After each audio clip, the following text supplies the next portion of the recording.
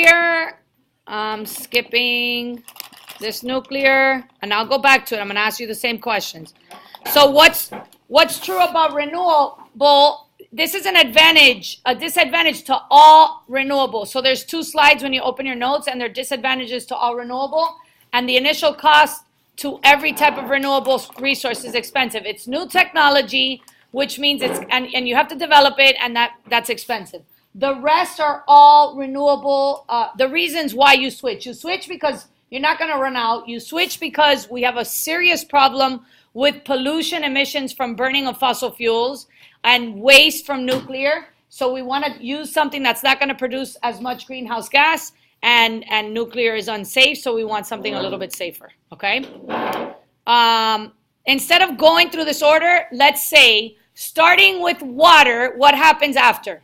If you're using water to produce electricity, you heat it, makes steam, spins a turbine, powers the generator, electric current. What sources use that? Name them all. Biomass, nuclear, coal, geothermal, solar, natural gas, electric plants, which are very inefficient, by the way. We'll do that too. All right, then you're gonna say if you start with water, which one uses water without heating? Hydroelectric. Good. Well, I guess a geyser, good answer, because it comes out as steam. I like it. Which energy source does not spin a turbine? PV cells. Okay? PV cells use the motion of electrons attached to a generator to send an electric current directly on your home. Which of the following renewable resources does not emit greenhouse gases? I mean, does. What else emits a greenhouse gas? Renewable. Geothermal. Natural gas is non-renewable. So geothermal, it produces greenhouse gases and, well, carbon dioxide. And what else does geothermal produce? Which smells? Sulfur. Good. I'm going to skip the greenhouse gas stuff and this because we'll do that when we do air pollution.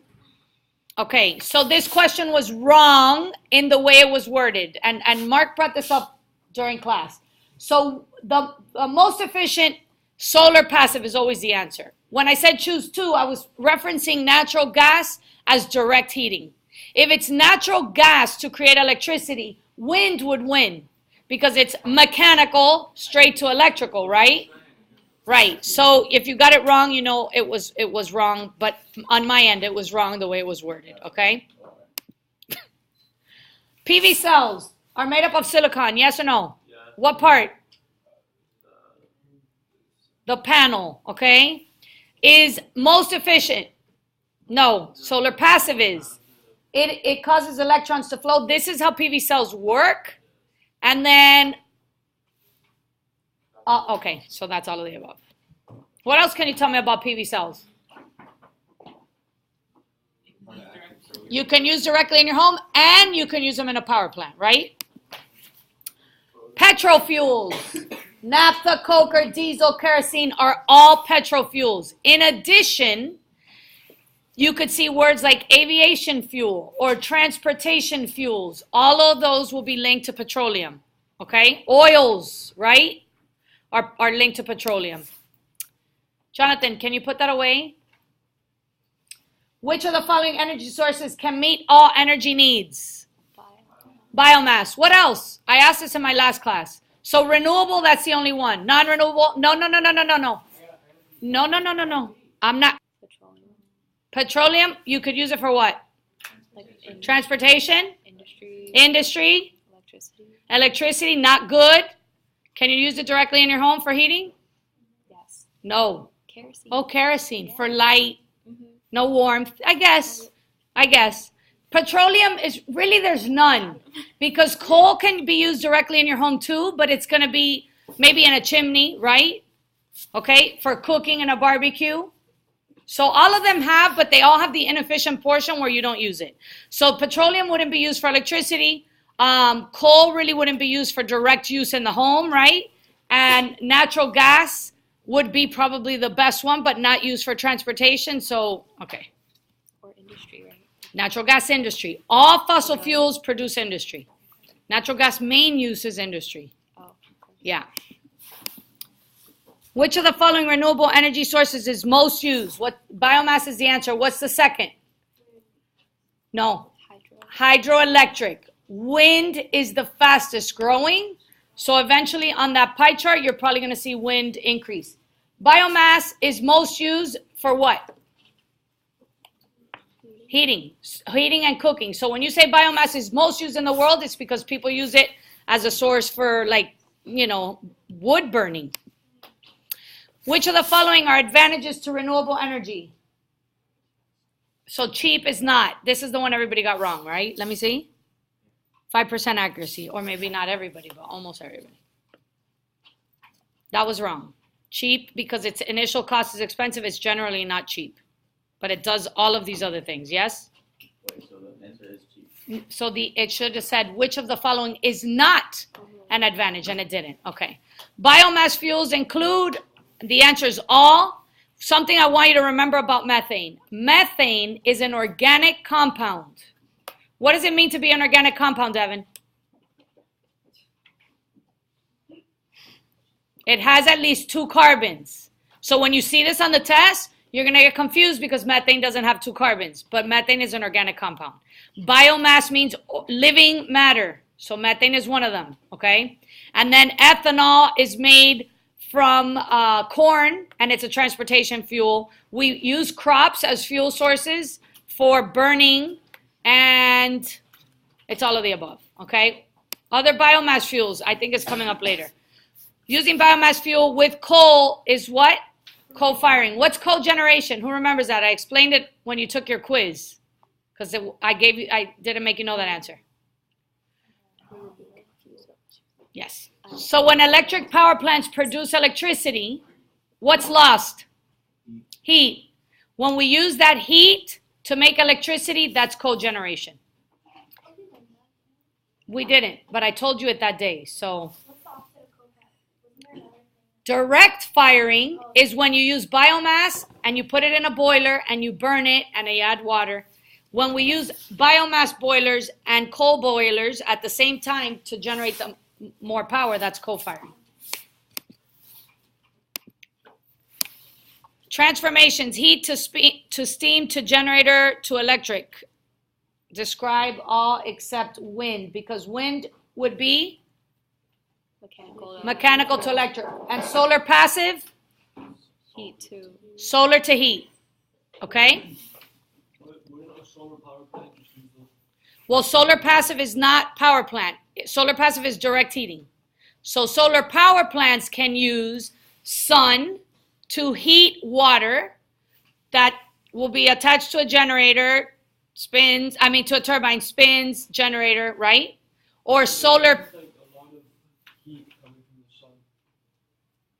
What? How can the sun make water boil? Because they put a ton of mirrors or a ton of dishes to collect massive amounts of heat to be able to boil the water. So it's not efficient. They're working on it. Yeah, it's really not that great. Disadvantages to biomass. Okay, instead of doing that, let's go over each one, Kobe and Devin, and talk about the disadvantages. So what's the disadvantages here? No, what power is these disadvantages? Wind. Birds, noise, backup needed, not strong, and not consistent where it is strong, okay? Because there could be periods without wind. This is biomass, right? And it also produces what compounds? CO2. That's there. What else? That is a greenhouse gas. What else? Methane and sulfur, okay? Migrations of fish patterns, decrease of fertilizer flow, and cracks can lead to disasters. Hydroelectric. Noise, odor, pollution. Geothermal, good. And geothermal also produces methane and sulfur too, okay? Really sulfur. This, by the way, biomass, when you say what does it produce every organic compound. You burn biomass, you're going to produce every organic compound. And need backup system when it's cloudy? Solar, good. Advantages, let's go in order. Land below can be used for farming. Wind. Good, wind. And farming means grazing or growing crops. It's the cheapest. It's very efficient. It's the fastest growing. All of these things you have to know, okay? They're different advantages to wind. Jobs for farmers, reduce solid waste, replaces all energy needs. Biomass. We know this is hydroelectric, right? Direct use in the home and can heat a home or cool a home. Solar. Passive. Hydro. Renewable. These are renewables. Oh, geothermal. Geothermal, good. Oh. This is solar, okay? All right, good. All describe geothermal energy except, so the answer is all. Ring of fire is the location of geothermal energy. These are the sources of geothermal energy. This is what we can use geothermal energy for, and when we do, one of the disadvantages I didn't talk about before is that it produces the need to have pipes across large areas of land in order to outsource that energy into another area. And heat pumps are geothermal pumps that you can use directly in your home, and they will help you produce heat in your home, yes. So we use mirrors and dishes to collect heat, convert water or sometimes a liquid to steam, spin the turbine, which is attached to a generator, blah, blah, blah.